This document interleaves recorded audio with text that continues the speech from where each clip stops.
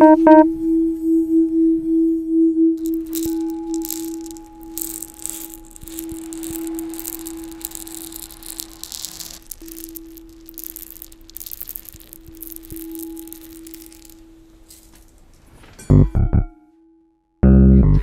in hoofdzaak geleerd wordt in het zogenaamde praktijkstraatje. Mag ik even uw rijbewijs zien? Nou, die heb ik helaas niet bij me. Ik rijd veel beter zonder rijbewijs dan met. Mag ik dat?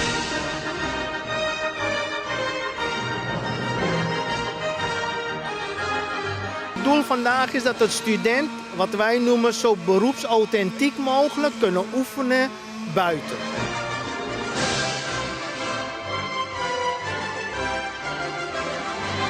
Acteurs spelen dit zo goed en de omgeving waar het zich plaatsvindt is zo realistisch dat deze mensen die knop vanzelf omzetten. Dat zie je ook hoe ze hier. We simuleren de praktijk op het hoogst haalbare niveau.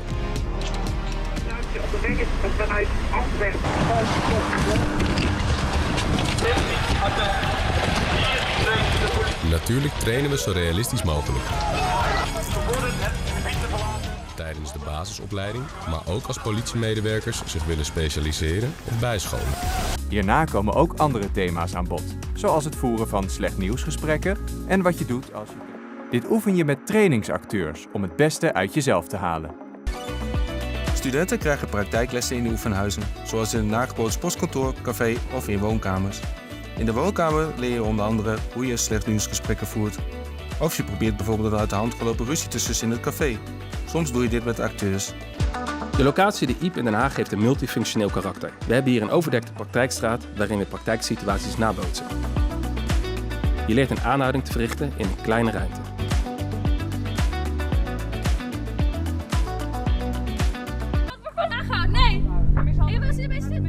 Als het gedrag van de ander dusdanig is dat het niet anders kan worden aangepakt, de pepperspray, de wapenstok, het dienstpistool en sinds 2022 ook het stroomstootwapen.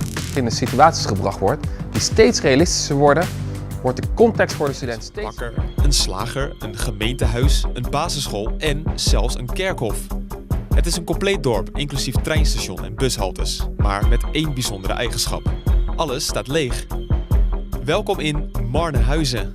Een niet bestaand dorp zonder inwoners, maar met alle kenmerken van een levensechte Phoenixwijk. Van de oefendorpen die we rijk zijn in Nederland. En daar oefenen we optreden in verstedelijk gebied. Verstedelijk gebied houdt in, zoals het zegt. In other words, to train people about what is culturally normal in a setting like a marketplace. Wow, look at this. This is absolutely surreal that they built this whole village out here to play these elaborate role-playing war games.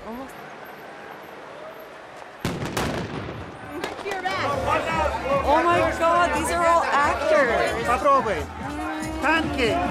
Come to find out, the citizens of the made-up city of Razish were speaking Russian. I guess Razish is meant to be the capital of Atropia, a made-up ex-Soviet republic invented by the US military, complete with its own detailed and complicated made-up history and enemies. This urban warfare training center was built to simulate conditions inside Gaza. We never done something like this. And Lieutenant Colonel Maciej Slevak is the man responsible for readying soldiers to hunt Hamas. Some will hide in the tunnels, some will hide. Kunnen trainen.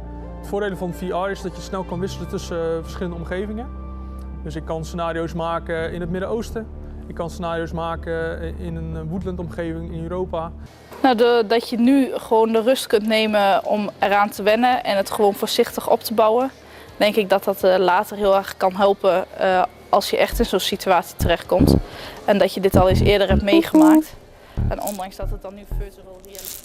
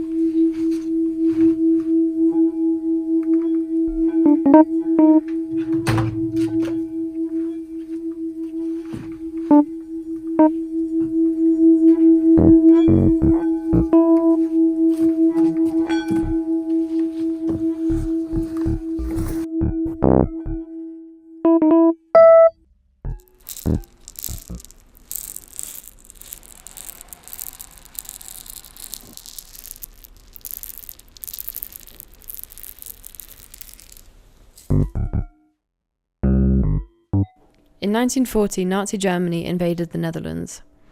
The police decided then it would be better to cooperate with the occupiers than to resist. So this left the Nazis to retrain an entire police force as quickly as possible. The Nazis invested a lot more in the Dutch police than the Dutch government had, giving them better pay, new uniforms, and built a new police academy that taught them values of obedience and order. Training here was critical, because it was where the face and role of authority would be redesigned. Die een geheel nieuwe eerste opleiding hebt gehad, gij politieaspiranten van een nieuwe tijd. After the war, prosperity returns to the Netherlands, but the police stay stuck in their old roles. Dat u een door een eed opbeloofde, geschraagde politie... Meanwhile, a more expressive youth culture is spreading through the country, and its demands for freedom collide with the rigid, hierarchical policing style that still dominates. When mass riots and protests broke out in the 1960s, violence and force are the only script the police know. Het plaveis openbraken en met de stenen vernielingen aanrichten. They had been taught to follow rules, not to exercise personal judgment, and this results in heavy brutality when they're faced with unpredictable situations. And at the same time, the police are being exposed for using unlawful investigation tactics to shut down the booming drug scene. All of this, in combination with their history of complicity with the Nazi regime, led to growing distrust and rejection of the police's authority in the Netherlands. Their performance of power was failing.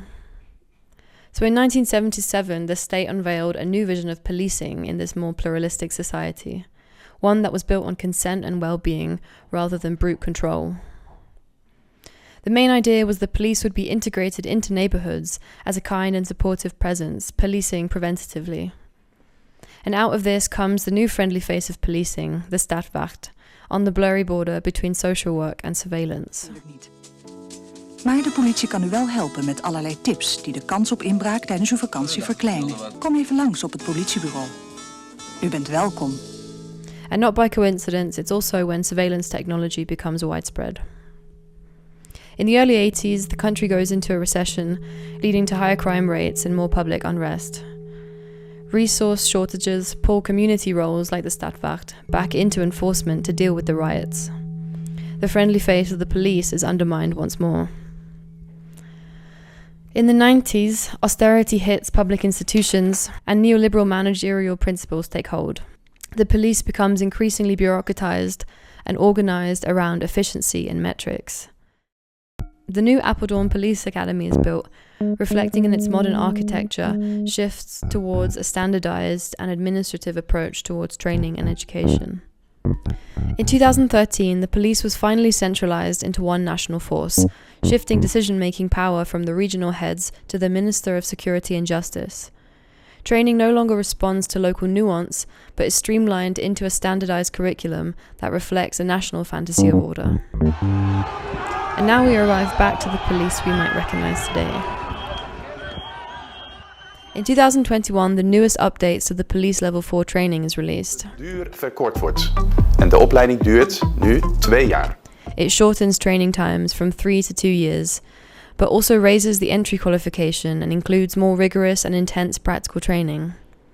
Part of the skill base is also in communication skills, conflict management, nervous system regulation tools, and mental resilience skills.